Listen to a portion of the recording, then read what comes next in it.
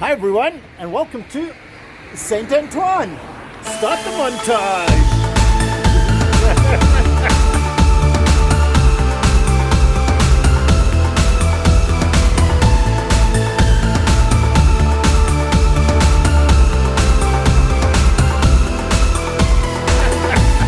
Let's go. Look at what we found. Okay, we've been allowed in, so let's go have a look. This is Saint Antoine Estate. It is a beautiful entranceway, and then you come in here and look at this. Wow! And look who's with me. The beautiful Riki. Okay, you've probably already seen her at the montage. Oh wow! When was the last time we actually got a walk for the montage? Swaggering for the world. And there's our first look of the house. There. Wow, we have got special permission to be here, but we should go say hello first, I think. Yes, let's go find the owner and say hi. You would not believe that this is just next door to Goodlands. Listen.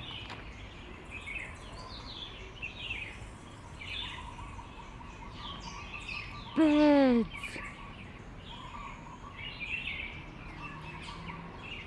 And it's so shady and cool. Wow, it's really an oasis. Absolutely amazing. Well, we're inside, and would you believe it? It's a reservoir. I don't know if you guys have seen my Antoinette video, where I show you one of these and say, no, this can't be a reservoir. But it looks exactly like this, just a little bit older and a little bit more beaten down. This one is beautiful. I mean, it is stunning. Yes, and a fan explained to us that they have to build it up like this because the ground is full of rocks. Yeah, I'll show you. You can't dig. It's been taking a JCB 2 hours to dig a Pétanque court. And look, if you have a look here, they've got a little hole in the ground and it's just stone at the bottom. They've tried, because they're going to plant the trees back, and it's just undiggable for a JCB. Wow. But anyway, the reservoir isn't the greatest thing, because right behind me is the house. Oh, look at the place. It is, I mean, it is grand, but the one next to it is even grander. I'm not sure which is the one that Pike would have come and gone, y'all, this is a great place. Yeah, Nicholas Pike in 1860 visited and said it was a fantastic estate with the wide verandas, great for the climate. And it's so amazing to be here in the place where all this history happened. I'm a bit overwhelmed. Me too, but we got to explore it all. So I'm going to head down that way a little bit because there's a line of trees and a rock. I found a door I think it's used to hold an umbrella or something. You'd be forgiven for thinking you're not in Goodlands anymore. But let's just head up this way and go into the house. It has been long enough. We looked around the grounds, but I really want to get into that house now. So come and join me as we explore the house where so much stuff happened. Edmond de Chazal bought this place from his... I don't actually know who he bought it from. He bought it. He bought it. And he built that house in 1835, according to Riki, who's always right. And who I'm glad to have with me, who can give me these little snippets of information. But he built this house, and then he built a place for people to come and stay. And it became like an oasis for lost travelers or anyone who came to the north. Anyone that visited Mauritius, not just the north, was probably entertained by Edmond de Chazal. He would have brought you in here, and someone I'll tell you about, including Lord Lindsay, yes. Lord Lindsay, who actually got sick and said... He also stayed here. We're going to the house where all these people stayed. I know, it's so exciting. Let's go have a look. Let's not wait any longer.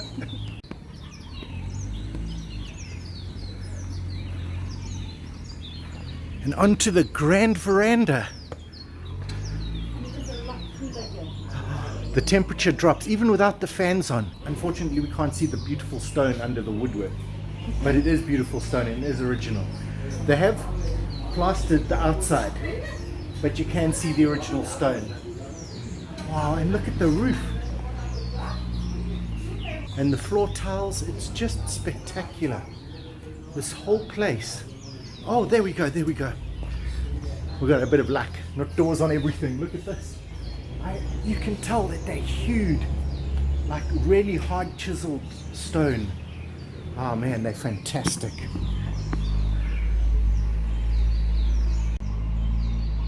It's like stepping back in time, really.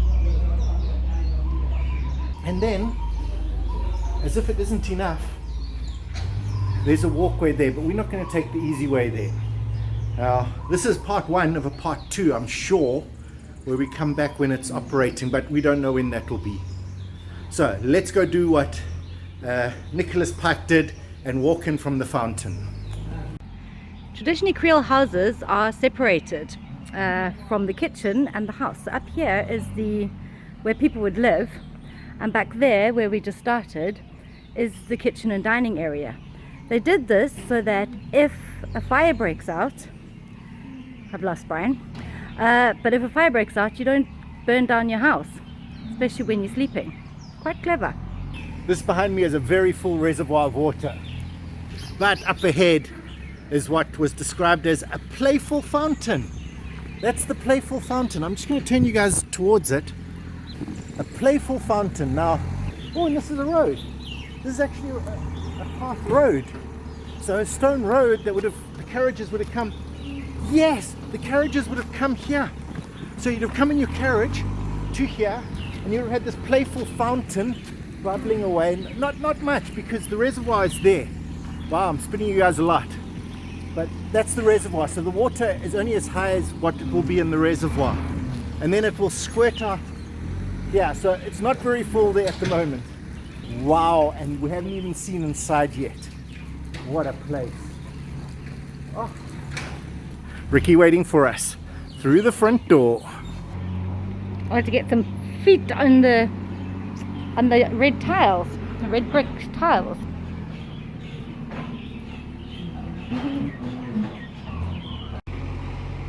The size of these doors. Amazing. This is actually a really beautiful looking bathroom, and this place is a guest house, and they're busy in cleaning mode and everything because of lockdown, so they're not operating. But I thought, let me just show you this luxurious old school bathroom. Wow. And Dauphine did explain to us that after the Second World War, one of the family members, I can't remember, came back from France on a ship, and they brought a lot of beautiful French furniture. I can imagine this is probably one of those pieces. We're now entering the house. Let's go. And the first thing you see is this massive, beautiful, well, not massive, it's quite narrow, spiral staircase. We don't know what that goes up to. We're not going to ask, maybe for next time. But on the wall are all the different types of sugarcane paintings. I'm hoping that the light is good enough that you can see. But there are hundreds, well, tens of sugarcane drawings by a local artist. Amazing. And just, there are bits everywhere. The most recent owners. The last of three the family owners. that lived here. And then we go into the room of Malcolm de Chazal, a famous artist and poet. This is his room, and in case you're wondering what he looks like, Riki will get better footage, but that's in there. He has a classic hat. He's a super charismatic character. And you might notice that from that building from one of our trips into Port Louis. I think Brian needs to get a little bit of Malcolm de Chazal and get himself a dapper hat like that. What do you guys think? How would I look with a hat? I'm going to let Riki just wander around getting some B-roll of this. Old books. This is actually Malcolm, sorry about the glare, Malcolm de Chazal's writings. Probably the original books. Seeing as it's the family, they're probably autographed. I don't even want to know the significance of all these items. It's just so incredible. It's like walking into a piece of someone's family, and such a pleasure. This is a really old Scrabble set.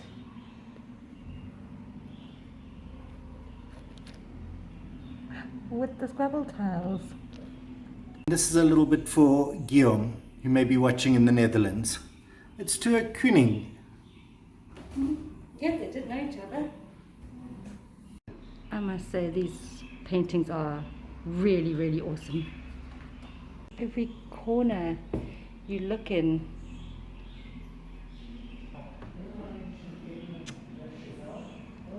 wow, this etching is of Robert Hart and Malcolm de Chazal. That is so cool. This is the family room in here. Now, remember I mentioned Edmond de Chazal? Well, he was a bit of a painter, so we know what he looks like. He painted himself. Let me get a better view of that.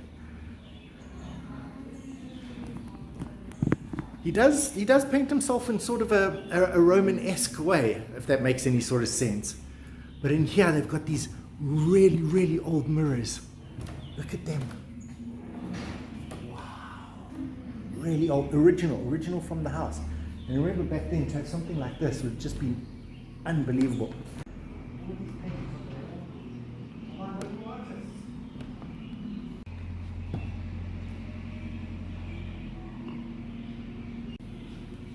So that's Claire Roulard. And that's Edmond Roulard. Edmond de Chazal. Edmond de Chazal. And Claire Roulard, but became, have I messed it up? Edmond de Chazal. Claire Roulard.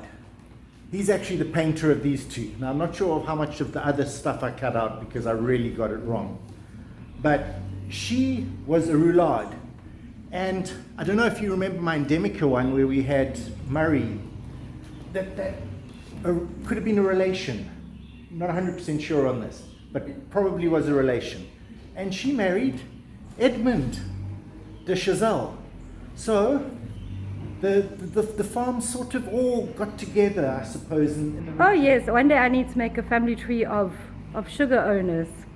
That'll explain it better for you. Riki will make the family tree because it's so confusing in my head because we've got Roulards and de Chazals and then there's the Mauritius. It starts getting a little bit confusing.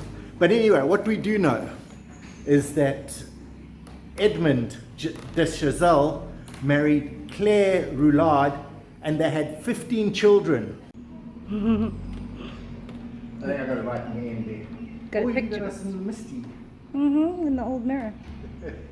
Ghost-like. I know it's not part of this video, but this is the best looking bath I have ever seen in Mauritius.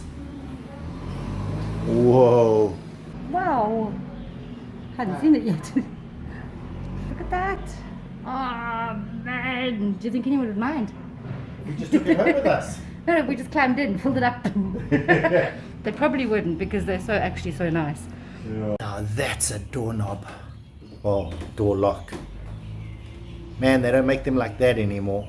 You know, guys used to come and stay here. When you see a table like that, wow, that's a pool table. I'm sure guys still come and stay here and are allowed to use that. I'm going to get permission to come and use that. What a great place. And it's like the veranda is all the way around. Come have a look. Yeah, proper wraparound. Proper veranda. wraparound. Now, this is probably the main house. Now that I've just seen something out the back there. Yes, this is the main house. That's where the guest house used to be. Edmond was a fan of having people come and stay, and he built this huge double-story building.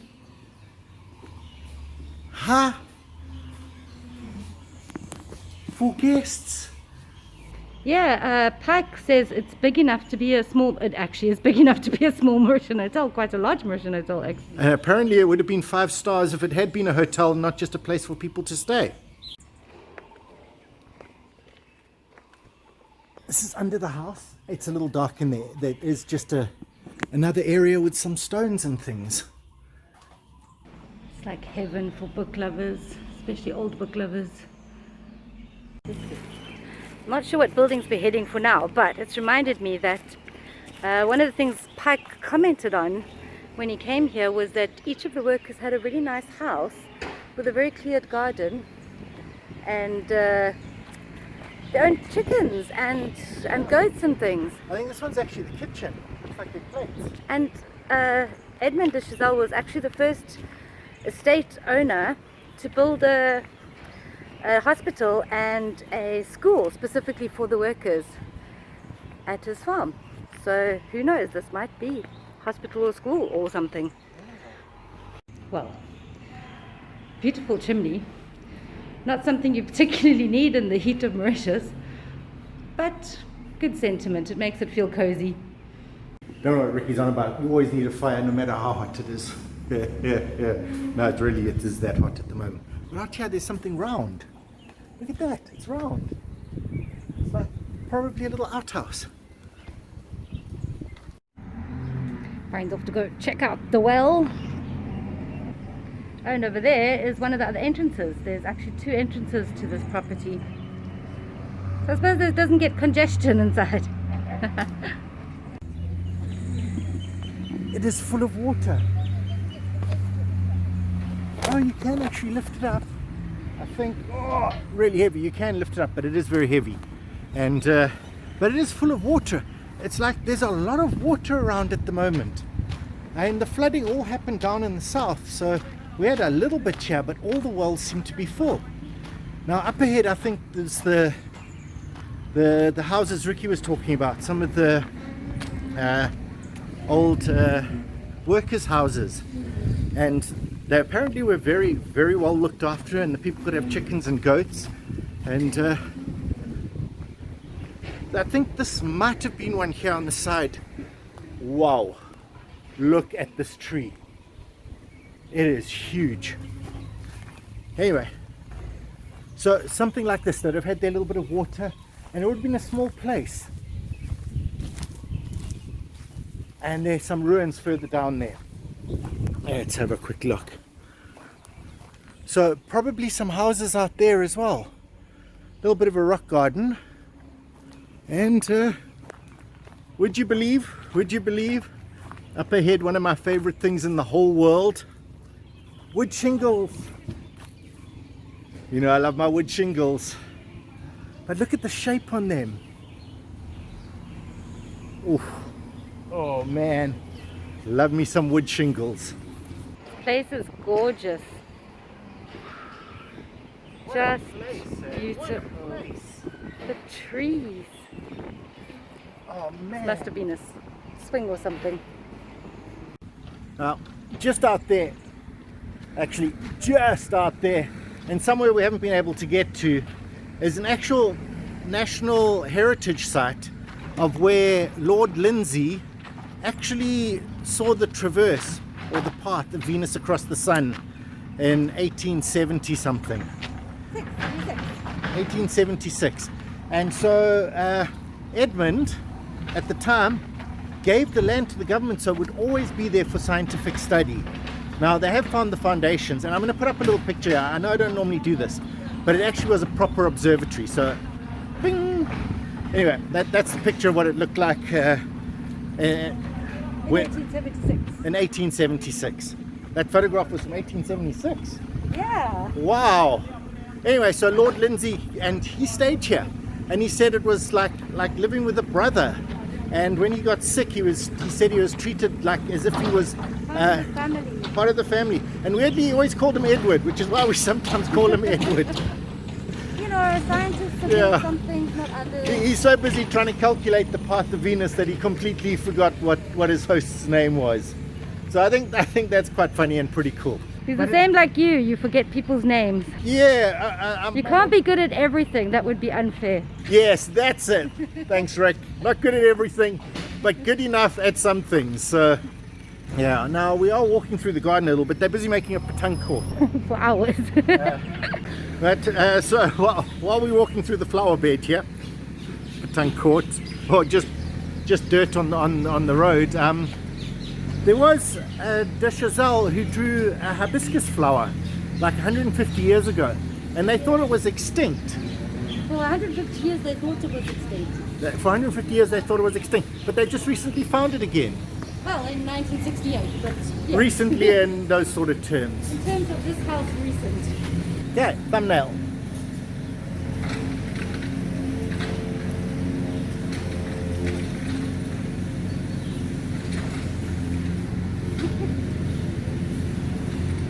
bound to be in there somewhere. Strolling for the montage, acting like we Edmond back in the day. He's got that Roman emperor look about him, eh? With that swagger.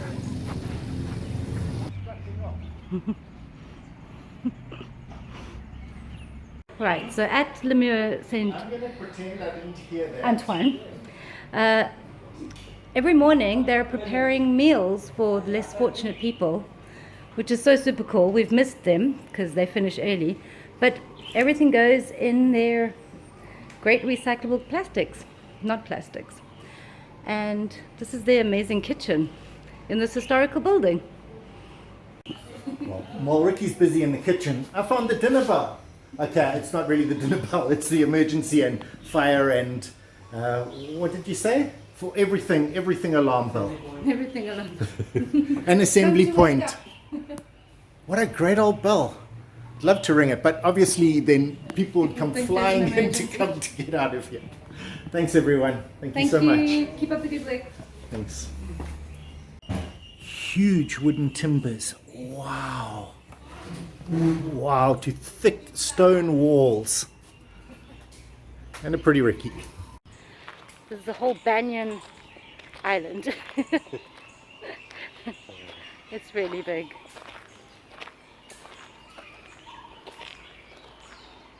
Just little history everywhere. I suppose what's happening now, as Riki and I walk out, would have been a very sad moment for a lot of travellers that would have come here. The hospitality that they received here from Edmond would have been so great that as they walk away, they'd have been like, will we ever meet other Mauritians as generous and as hospitable? Well, they actually did, and we'll show you some of those as well, but it is sort of sad walking out here. But we'll be back. No, we'll be back. We've only spent an hour. Can you imagine spending a week here? Wow. Currently the temples are closed, unfortunately. But this is the Saint Antoine one. It was actually made from wood originally, but got destroyed during Cyclone Carol in the 1960s. Wow. Riki will get us some B-roll of it through the gate. There in the background you can see the sugar chimney of Saint Antoine. Now, what does sadden me about not actually being allowed in, because this one is known to actually grant the devotees wishes. So there have been people that have come from all over the world, mask first, from all over the world Getting closer to the track. to come to this temple to get their wishes granted, and it's particularly good at that. They also do a fire walking in December. So fire walking in December, come and be devoted and get your wish granted. I think that's pretty cool. I keep getting closer to the guy with his aircon on. Sorry about that everyone, and sorry that it's closed, but you know, this is the time we live in. So That means we'll have to come back. coming back.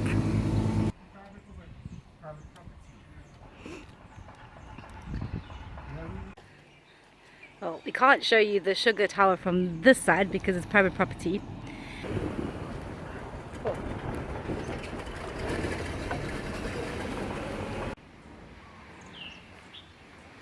This is what I was wowing about.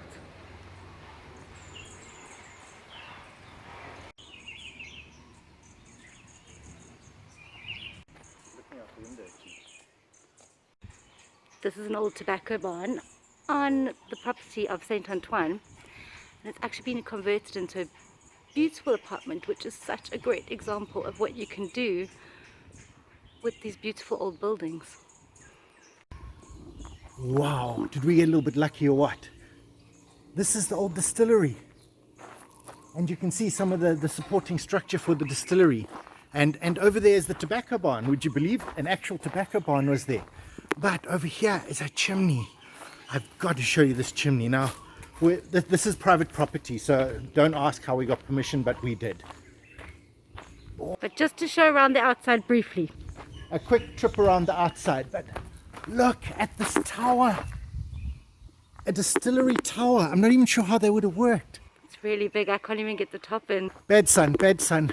Let me come around. Wow. What a fantastic tower. And it would have been used to serve the distillery, which is here. And unfortunately I can't show you much more than that, but what a great find, you know, what a great find. Amazing. I'm just going to quick have a look at this archway. Wow. Again, you can tell it's old, you can tell it's been around for a long time. It is proper thick stone, proper well chiseled, not quite as old as Edmond's house, but from about the same era. And that's probably a new piece, but wow, what a great structure. And on the way out we'll get the tobacco barn, because it's got a plant growing over it. Giraffe enclosure.